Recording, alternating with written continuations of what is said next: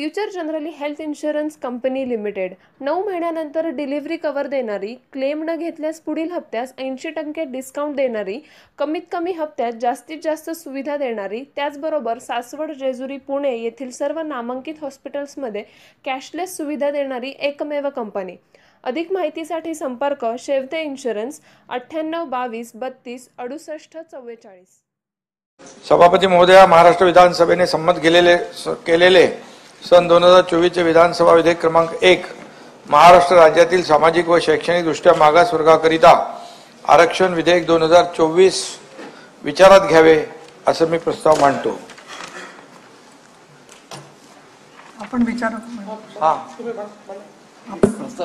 सभापती महोदया, मला विरोधी पक्ष नेत्यांनी पण एक पत्र दिले। मुख्यमंत्री महोदय, क्षणभर प्रस्ताव असा आहे की महाराष्ट्र विधानसभेने संमत केलेले सन 2024 चे विधानसभा विधेयक क्रमांक 1 महाराष्ट्र राज्यातील सामाजिक व शैक्षणिक दृष्ट्या मागास वर्गाकरता आरक्षण विधेयक 2024 विचारात घ्यावे। प्रश्न असा आहे की महाराष्ट्र विधानसभेने संमत केलेले सन 2024 चे विधानसभा विधेयक क्रमांक 1 महाराष्ट्रातील राज्यातील सामाजिक व शैक्षणिक दृष्ट्या मागास वर्गाकरता आरक्षण विधेयक 2024 विचारात घ्यावे। काय अनुकूल असतील त्यांनी होय म्हणावे। होयचे एकमत आहे, होयचे एकमत आहे। विधेयक विचारात घेण्यात येईल। आता विधेयक खंडशः विचारात घेण्यात येईल। आता बोलू दे त्याला। हा माननीय मुख्यमंत्री मध्ये बोला, मध्येच विधेयक खंडशः थांबा त्याला नको। हा सभापती महोदया, मराठा आरक्षण विधेयकाच्या संदर्भात सभागृहामध्ये आपण चर्चा करतोय। मला आपण परवानगी दिल्याबद्दल धन्यवाद। विरोधी पक्ष नेत्यांनी पण मला एक पत्र दिलेलं आहे, त्या संदर्भात देखील काही बाबी स्पष्ट करायच्या आहेत। अध्यक्ष सभापती महोदया, मी सर्वप्रथम महाराष्ट्राचा आराध्य दैवत छत्रपती शिवाजी महाराजांच्या पवित्र स्मृतीस अभिवादन करतो आणि कालच छत्रपती शिवाजी महाराजांची जयंती आपण साजरी केलेली आहे आणि मी देखील आमच्या दसरा मेळाव्यामध्ये छत्रपती शिवाजी महाराजांसमोर नतमस्तक होऊन या ठिकाणी आझाद मैदान या ठिकाणी मराठा समाजाच्या आरक्षणाच्या ऐरणीवर आलेल्या प्रश्नावर शपथ घेतली होती आणि ती शपथ आज 3 महिने होत आहेत। या 3 महिन्यामध्ये पूर्ण करण्याची संधी मला मिळाली, त्याबद्दल मी स्वतःला भाग्यवान समजतो। राज्यभरामध्ये जे आंदोलन मोर्चे सुरू होते याचे व्यथा वेदना याची जाणीव आपल्या सगळ्यांनाच होती। खरं म्हणजे मी महाराष्ट्राचा मुख्यमंत्री असताना कुठल्याही एका जाती विशिष्ट समाजाच्या बाबतीमध्ये कुठलाही एकतर्फी निर्णय मला घेता येणार नाही याची मला जाणीव आहे। या मराठा समाजाच्या आरक्षणाच्या आंदोलनादरम्यान इतर कुठल्याही समाजाचं आंदोलन जरी असं असतं तरी सुद्धा मी छत्रपती शिवाजी महाराजांची शपथ घेतली असती, त्या समाजाला न्याय देण्यासाठी देखील। त्यामुळे मला एक समाधान आहे की 3 महिन्यामध्ये शपथ घेतल्यानंतर ही शपथ आज पूर्ण करण्याची संधी आपल्या सगळ्यांच्या साक्षीने माझे उपमुख्यमंत्री देवेंद्रजी आहेत, अजितदादा आहेत, मंत्रिमंडळातील सहकारी आहेत आणि संपूर्ण विरोधी पक्ष आहे।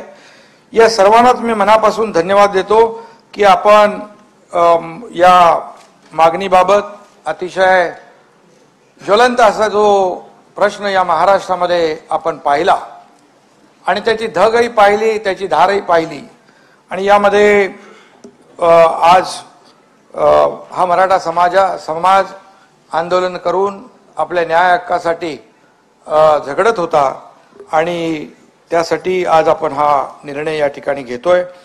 मी या ठिकाणी मुद्दाम हेही सांगेन, आपले लोकप्रिय प्रधानमंत्री नरेंद्र मोदीजी यांनी देखील सर्वांना सोबत घेऊन विश्वासात घेऊन सबका साथ सबका विकास हा मंत्र देशाला दिलेला आहे आणि त्यांचे पाठबळ या राज्याला आहे आणि म्हणून मी एखाद्या समाजाला जर मागासले पण आलं असेल तर त्याला त्या समाजाच्या मूळ प्रवाहामध्ये आणणं, त्याला मेन स्ट्रीम मध्ये आणणं हे आपलं कर्तव्य आहे।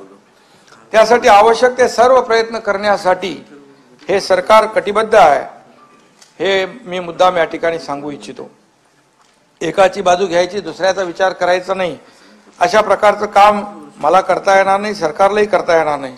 आणि कधी इतर लोकांना काही समज गैरसमज जे पसरले ते देखील मी या माध्यमातून दूर करू इच्छितो की राज्य हे सर्वांना एक समान नजरेने पाहत असतं आणि ज्याच्यावर प्रसंग येतो, जो समाज अडचणीत येतो त्याला न्याय देण्याचं काम सरकारचं कर्तव्य असतं. आणि म्हणून आज या अधिवेशनाच्या निमित्ताने मी समस्त राज्याला परत एकदा सांगू इच्छितो की हे मराठा समाजाचं आरक्षण टिकणारं, कायद्याच्या चौकटीत बसणारं, ओबीसी समाजावर अन्याय न करणारं, इतर समाजावर कुठलाही अन्याय न करता या ठिकाणी आणि कुणाच्याही आरक्षणाला धक्का न लावता मराठा समाजाला शैक्षणिक आणि सामाजिक नोकरीतलं आरक्षण देण्याचा निर्णय आपल्या सरकारने घेतलेला आहे. मुख्यमंत्री असताना अशा प्रकारच्या अनेक समाज समोर येतात आणि मग या समाजाला न्याय देण्याचं काम आपल्याला करायला लागतं. खरं म्हणजे छत्रपती शिवाजी महाराजांच्या साक्षीने हे वचन मी दिलं होतं आणि ते वचन देत असताना मी देखील 100 वेळा विचार केला. एखादा शब्द देताना बाळासाहेब, हिंदुहृदय सम्राट बाळासाहेब नेहमी सांगायचे की शब्द देताना 10 वेळा नाही 100 वेळा विचार करा, पण एकदा शब्द दिला की तो शब्द फिरवायचा नाही. आणि म्हणून मी जो शब्द दिला तो शब्द पूर्ण करण्याचं काम या ठिकाणी हा एकनाथ शिंदे करतोय. आणि 394वी जयंती साजरी झाली आणि कालच आणि आज या आरक्षणाचा निर्णय आपण घेतोय. आज जागतिक सामाजिक न्याय दिवस पण आहे आणि आज मराठा समाजाला न्याय देऊ शकतोय याचा आनंद आणि समाधान देखील मला आहे. छत्रपतींच्या आशीर्वादाने संपूर्ण मराठा समाजासाठी, लाखो मराठा बांधवांसाठी इच्छापूर्तीचा हा ऐतिहासिक आजचा दिवस आहे. आणि आजचा दिवस माझ्यासाठी आणि आमच्या सरकारसाठी सगळ्यांसाठीच खालच्या सभागृहात देखील एकमताने हा निर्णय घेतला, त्याबद्दल देखील मी विरोधी पक्षाला देखील मनापासून धन्यवाद देतो. खरं म्हणजे आज जेव्हा मी शपथ घेतली त्यावेळेस जरांगे पाटील यांनी आपलं आंदोलन मागे घेतलं. काही लोक म्हणाले की ही वेळ मारून नेण्याचा हा प्रयत्न आहे, परंतु मी जेव्हा बोलतो, मी जेव्हा शब्द देतो तेव्हा संपूर्णपणे त्याच्या परिणामांचा विचार करून करतो. कारण मी जेव्हा जेव्हा निर्णय घेतले ते निर्णय विचारांती घेतले, मग त्याला वाटेल ती किंमत मोजावी लागली तरी हा एकनाथ शिंदे कधीही त्याची पर्वा केली नाही. आणि म्हणून त्या इतिहासात मी जाऊ इच्छित नाही. आज चांगला दिवस आहे, गोड दिवस आहे, तोंड माझं कडू करू इच्छित नाही. आणि म्हणून काहींना वाटत होतं की आश्वासन देऊन मी माझा शब्द मागे घेईन, परंतु शब्द देऊन फिरवणारा हा एकनाथ शिंदे नाही. एकदा दिलं, शब्द दिला की तो शब्द पूर्ण करणं, कमिटमेंट दिली की कमिटमेंट पूर्ण करणं, हे बाळासाहेब आणि आनंद दिघे साहेबांनी आम्हाला शिकवलेलं आहे. आणि म्हणून एकदा शब्द दिला की मागे हटण्याचा विषय येतच नाही. माझ्या डिक्शनरीमध्ये ते नाही आहे युटर्न घेणं. आणि त्यामुळे मी आज स्वतःला भाग्यवान समजतोय. लाखो करोडो मराठा बांधवांनी आपल्या हक्कासाठी लढा देताना आजवर कधी संयम सोडला नाही. मला आठवतंय कधी शिस्त मोडली नाही. मला आठवतं जेव्हा देवेंद्रजी मुख्यमंत्री होते त्यावेळेस अशीच आंदोलनं झाली, 56 मोर्चे झाले, लाखांचे मोर्चे झाले, परंतु कुठल्याही परिस्थितीमध्ये त्या मोर्चांनी कधी सहनशीलता, शिस्त मोडली नाही. शांतता आणि संयमाने ते सर्वजण वागले. आणि म्हणून मी मनोज जरांगे पाटील यांना देखील आवाहन आणि विनंती करतो की आम्ही जे बोलतो ते करतो. आणि म्हणून सरकारने 3-4 महिन्यामध्ये हा सगळ्यात मोठा प्रश्न आज मार्गी लावलेला आहे. हा मराठा समाजाचा विजय आहे, हा मराठा ऐक्याचा विजय आहे आणि हा जिद्द आणि चिकाटीने ध्येयाने दिलेल्या लढ्याचा विजय आहे. मराठा समाजाने गेल्या 5-6 महिन्यात खऱ्या अर्थाने अनेक आंदोलनं केली, परंतु ती आंदोलनं शिस्तीने, शांततेने व्हावी अशा प्रकारचा सगळ्यांचा प्रयत्न होता. परंतु काही ठिकाणी नक्कीच या आंदोलनामध्ये गालबोट लागलं, ते लागायला नको होतं. 2 समाजामध्ये तेढ निर्माण करणं, 2 समाजामध्ये तेढ निर्माण होणं हे आपल्या सरकारला, आपल्या राज्याला भूषणावं नाही आहे. आपल्या राज्याला एक वेगळी परंपरा आहे, वेगळं आपला एक कल्चर आहे आणि म्हणून आपली एक वेगळी संस्कृती आहे आणि म्हणून यामध्ये जे काही झालं ते आपल्या सगळ्यांच्या समोर आहे. मी देखील एक शेतकऱ्याचा मुलगा आहे, मला देखील यांच्या व्यथा आणि वेदनांची माहिती आणि जाणीव आहे आणि म्हणून गेले 4 महिने कुठल्याही दुसरं काम म्हणजे पूर्णपणे झोकून देऊन ही सगळी आमची टीम या ठिकाणी काम करत होती. हे मी या ठिकाणी मुद्दाम सांगतो. मराठा समाजातील विद्यार्थ्यांना शैक्षणिक सवलती, शिक्षणासाठी आर्थिक मदत, त्यांच्यासाठी हॉस्टेल ही सगळी व्यवस्था आधी केली होती. परंतु एकेकाळी प्रगत असलेला मराठा समाज आताच्या काळाच्या ओघात मागे पडला आणि शैक्षणिक आणि आर्थिक सामाजिक दृष्ट्याही तो मागे लोटला जातोय. अशा वेळेस आपण त्या समाजाच्या मागे उभं राहणं, त्याचा मागासलेपण दूर करण्यासाठी आरक्षण मिळवून देणं हा एकमेव पर्याय आमच्या समोर होता आणि म्हणूनच या परिस्थितीमध्ये आरक्षण मिळवून द्यायचा हा निर्धार आपल्या सरकारने केला आणि म्हणून नागपूर येथे हिवाळी अधिवेशनामध्ये दोन्ही सभागृहाच्या सर्व सदस्यांनी मराठा समाजाला आरक्षणाची किती गरज आहे हे सविस्तरपणे चर्चेमध्ये मांडलं आणि त्यावेळेस सभागृहाची मराठा आरक्षणासाठी संमती 100% त्या ठिकाणी मिळाली आणि फेब्रुवारी 2024 मध्ये विधिमंडळाचं अधिवेशन बोलवून, विशेष अधिवेशन बोलवून आपण मराठा समाजाला आरक्षण देण्याचा निर्णय आपण घेतला आणि त्यावेळी देखील काही लोकांनी आरोप केले फेब्रुवारी मध्ये तर काय देणार, तिथे आचारसंहिता लागणार. परंतु वेळ काढूपणा किंबहुना चालढकलपणा करणं हा आमचा कुठलाच हेतू नव्हता आणि नाही आणि म्हणून यामध्ये हे अधिवेशन आम्ही विशेष अधिवेशन घेतलं आणि त्या अधिवेशनामध्ये हा निर्णय आपण आज घेतोय. खरं म्हणजे गेले 150 दिवस किंबहुना त्याही पेक्षा जास्त आमचे दोन्ही उपमुख्यमंत्री, मंत्रिमंडळातले सहकारी, त्याचबरोबर प्रशासनातील विशेषतः सामान्य प्रशासन विभाग असेल, इतर मागासवर्गीय आयोग, सामाजिक न्याय, विशेष सहाय्य विभाग, महसूल विभाग, विधी व न्याय विभाग, तसे वित्त विभागातील आणि गृह विभागातील अधिकाऱ्यांपासून ते अगदी शेवटच्या 4थी श्रेणी कर्मचारी यांनी घेतलेली जी अपार मेहनत आहे, या अपार मेहनतीचं फलित खऱ्या अर्थाने आजचे विधिमंडळाचं अधिवेशन, विशेष अधिवेशन होत आहे. प्रशासनाची कुठली जातपात नसते.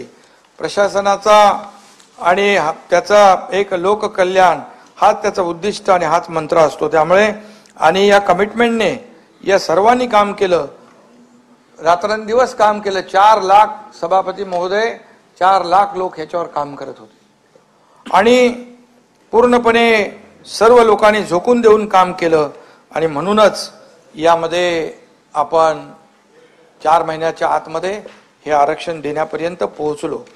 यामध्ये मी पुन्हा एकदा सांगतो, कुठल्याही कायदेशीर अडचणी येऊ नये या बाबतीमध्ये सातत्याने आमचे उपमुख्यमंत्री देवेंद्र फडणवीसजी यामध्ये सातत्याने लक्ष घालत होते, अजितदादाही लक्ष घालत होते आणि त्यामध्ये या काळामध्ये जो देवेंद्र फडणवीसजींच्या काळामध्ये मागासवर्ग आयोगाची स्थापना करून मराठा आरक्षण मान्य करण्यात आलं होतं. हा निर्णय हायकोर्टमध्ये टिकला, परंतु दुर्दैवाने सुप्रीम कोर्टामध्ये टिकला नाही. तो का टिकला नाही याच्या खोलामध्ये मी आता जाऊ इच्छित नाही. आपलं ठरलेलं आहे, काही आज राजकीय पॉलिटिकल काही बोलायचं नाही. चांगला दिवस आहे आणि म्हणून सुप्रीम कोर्टाने मात्र तो रद्द केला. परंतु या पार्श्वभूमीवर नव्याने मागासवर्ग आयोग नेमता येईल की नाही या संदर्भात शंका उपस्थित करण्यात आल्या. परंतु सर्वोच्च न्यायालयाने राज्य शासनाचा मागासवर्ग आयोग नेमण्याचा अधिकार मान्य केला आणि जस्टिस भोसले कमिटी आपण आयोग नेमला.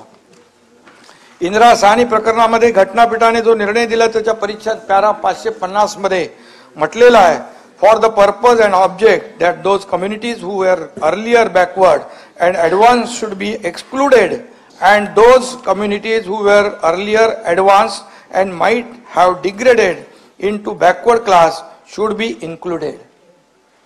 Thus, the state was fully entitled to appoint backward class commission to collect relevant data and submit the report.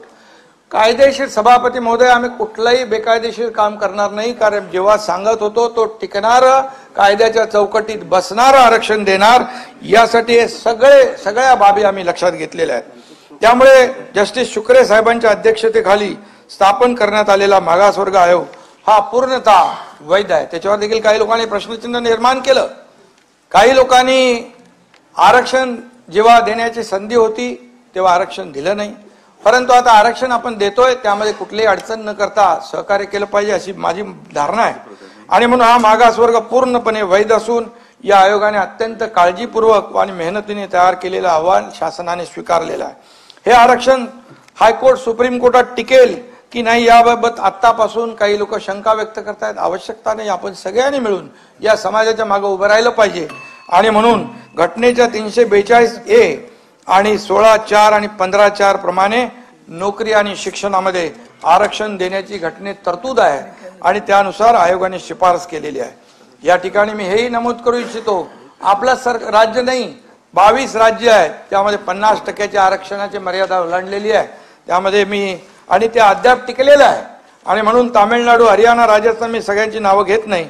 त्यामुळे कायदेशीर निकषावर टिकून राहिली आरक्षण या बाबतीमध्ये कुणी शंका व्यक्त करण्याची आवश्यकता नाही। याचा बिहारने आता 4 महिन्यापूर्वी 69% झालं, 69%, आणि ते कोर्टामध्ये टिकलेलं आहे। आणि म्हणून मराठा आरक्षणाच्या बाजूने युक्तिवाद करण्यासाठी राज्य सरकारने तज्ञ वकिलांची फौज उभी केलेली आहे। ज्येष्ठ विधिज्ञ हरीश साळवे असतील, मुकुल रोहतगी असतील, तुषार मेहता असतील, आत्माराम नाडकर्णी असतील, पटवालिया, थोरात, साखरे, अनेक लोक आहेत। या सगळ्यांचा समावेश आहे आणि सरकारने पूर्णपणे याची तजवीज करून ठेवलेली आहे की कुठल्याही परिस्थितीमध्ये मराठा आरक्षण हे टिकलं पाहिजे आणि कायद्याच्या चौकटीत बसलं पाहिजे आणि तेही ओबीसी आणि इतर समाजावर कुठलाही अन्याय न करता हे आरक्षण टिकवण्याची जबाबदारी सरकारची आहे। उच्च न्यायालयात मराठा आरक्षणाची बाजू सक्षमपणे मांडणाऱ्या तज्ञांची या ठिकाणी मदत घेतोय आपण। टास्क फोर्स आपण तयार केलेला आहे आणि उच्च न्यायालय, सर्वोच्च न्यायालय आणि इतर न्यायालयीन पातळीवर मराठा समाजाचे आरक्षण कसं टिकून राहील याबाबत शासन आणि आयोगात समन्वय राखण्यासाठी माननीय न्यायमूर्ती दिलीप भोसले यांच्या अध्यक्षतेखाली समिती आपण नेमली आहे। या समितीमध्ये न्यायमूर्ती जस्टिस मारुती गायकवाड, जस्टिस शिंदे यांचं देखील सहभाग आहे आणि त्यांच्याशी सुद्धा सातत्याने सरकारशी समन्वय आहे। मराठा समाजाच्या आरक्षणाच्या मागणीवर चर्चा करण्यासाठी मी तसंच मराठा आरक्षण व सुविधा मंत्रिमंडळ उपसमिती, मुख्य सचिव तसेच मान्य मुख्य न्यायमूर्ती श्री दिलीप भोसले यांच्या अध्यक्षतेखाली सल्लागार मंडळाच्या एकूण 50 बैठका जवळपास झाल्या। दरम्यान मराठा समाजाचे, चंद्रकांत दादा पण इकडे आहेत, समाजाचे सामाजिक व शैक्षणिक मागासलेपण तपासणी करण्यासाठी सभापती महोदया 13 नोव्हेंबर 2023 रोजी राज्य मागासवर्ग आयोगाला टर्म्स ऑफ रेफरन्स निश्चित करून देण्यात आले। या आयोगासाठी 367 कोटी रुपये आपण उपलब्ध करून दिले। आयोगाच्या पुण्यातील कार्यालयाला देखील वाढीव जागा, आवश्यक जे संसाधनं आहेत, सामुग्री आहेत ती दिली।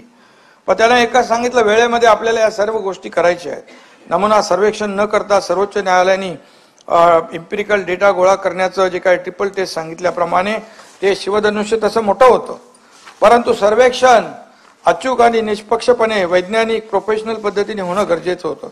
त्यासाठी सभापती महोदया Gokhale institute of politics and economics Pune, IIPS यासारख्या नामांकित संस्थांची मदत देखील या ठिकाणी घेण्यात आली। त्यासाठी स्वतंत्र संगणक प्रणाली विकसित केली, प्रश्नावली क्वेश्चनेअर तयार केलं आणि सर्व महसूल यंत्रणा यासाठी तयार ठेवण्यात आले। सर्व जिल्हाधिकारी, महापालिका आयुक्त, त्याचबरोबर CO यांना नोडल अधिकारी नेमलं। त्यांच्या वारंवार बैठका देखील घेतल्या, VC वर देखील बैठका झाल्या। जवळपास 3 ते 3.5 लाख प्रगणक नेमण्यात आले आणि त्यांचं मास्टर ट्रेनिंग झालं। 23 जानेवारी पासून युद्धपातळीवर सर्वेक्षणाचं काम सुरू झालं। हे सर्वेक्षण अचूक करायचं होतं आणि वेळेतही पूर्ण करायचं होतं आणि म्हणून 2 फेब्रुवारी 2024 म्हणजे जवळपास या ठिकाणी त्यांनी वेळेमध्ये या सर्वेचं काम पूर्ण केलं। काही तांत्रिक अडचणीच्या सुरुवातीच्या तक्रारी त्यांनी दूर केल्या। मी आज या सभागृहाच्या माध्यमातून राज्य मागासवर्ग आयोगाचे अध्यक्ष निवृत्त न्यायमूर्ती सुनील शुक्रे, मागासवर्ग आयोगाचे सर्व सदस्य, गोखले इन्स्टिट्यूट आणि ज्यांनी हा गोवर्धन पर्वत उचलला ते सर्व प्रगणक महसूल यंत्रणा अगदी थेट सरपंच तलाठी यांच्यापर्यंत सर्वांचे मनापासून आभार मानतो, त्यांना धन्यवाद देतो की त्यांनी अतिशय मोठी जबाबदारी पेललेली आहे। हे काम निश्चितच जबाबदारी आणि आव्हानात्मक होतं, एखाद्या समाजाला न्याय देण्याचं काम होतं। 16 फेब्रुवारी रोजी माननीय न्यायमूर्ती सुनील सुकरे यांनी हा अहवाल आम्हाला सुपूर्द केला आणि आज सकाळी राज्य मंत्रिमंडळ बैठकीत देखील त्यावर चर्चा झाली। आणि त्याचबरोबर आज सगळेच आम्ही होतो, आमचे दोन्ही उपमुख्यमंत्री, मंत्रिमंडळ सहकारी सगळेजण, आणि सुप्रीम कोर्टाने आरक्षण रद्द करताना यामध्ये सभापती महोदय ज्या त्रुटी आणि जी निरीक्षणं नोंदवली होती त्या दूर करण्याच्या प्रयत्नावर पूर्णपणे भर दिलेला आहे। आम्ही अत्यंत वेगाने ताकदीने काम करून कायदेशीर प्रक्रिया पूर्ण करीत आहोत। अशा पद्धतीने मराठा समाजाचे आरक्षण कायद्याच्या चौकटीत बसवण्यासाठी सरकार पूर्णपणे कटिबद्ध आहे। सुप्रीम कोर्टाच्या एका निकालात नमूद केल्यानुसार विशिष्ट जात किंवा समुदायांचा इतर मागासवर्गीयांच्या यादीत समावेश करण्यासाठी अपवादात्मक असाधारण परिस्थिती सिद्ध होणे आवश्यक आहे। एक्स्ट्राऑर्डिनरी आणि एक्सेप्शनल सर्कमस्टन्स मध्ये राज्य मागासवर्ग आयोगाने या सर्वेच्या माध्यमातून ते सिद्ध केले आहे आणि म्हणून मराठा समाजाला टिकणारं, कायद्याच्या चौकटीत बसणारं आरक्षण मिळवून देण्यासाठी शासनाने एक मोठं पाऊल आज उचललेलं आहे आणि आता ते टिकून राहावं म्हणून राज्य सरकार पूर्ण ताकद याच्यामध्ये लावेल। आणि म्हणून यामध्ये समाजामध्ये वितुष्ट येता कामा नये याची देखील आपण सगळ्यांनी काळजी घेतली पाहिजे। चर्चेतून आणि योग्य भूमिका घेतली तर सर्व प्रश्न सुटतात। आज देखील मी तेच आवाहन या सगळ्यांना करू इच्छितो आणि म्हणून आपल्याला, माझ्यासाठी आणि सरकारसाठी सर्व लोक एक समान आहेत आणि कुठेही कुणी गैरसमज करून घेण्याची आवश्यकता नाही। आणि अध्यक्ष महोदय, सभापती महोदय, आता माझ्यासाठी खरं म्हणजे कर्तव्याची जाणीव करून देणारा आणि आश्वासनांची पूर्तता करू देणारा या ठिकाणी एक आजचा दिवस आहे।